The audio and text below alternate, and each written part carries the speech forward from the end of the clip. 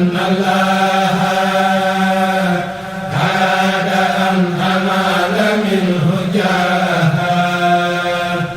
وأن أكون شافعا لقومي وأن أكون خادما في دومي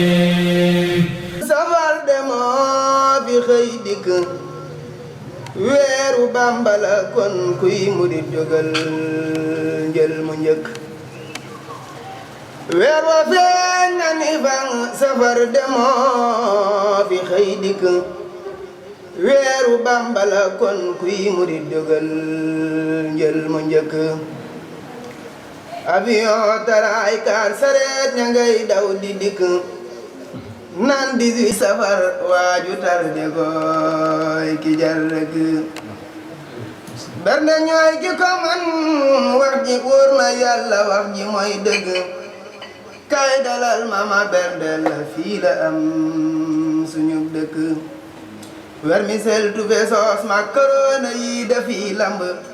sababu xaybati ya an Allah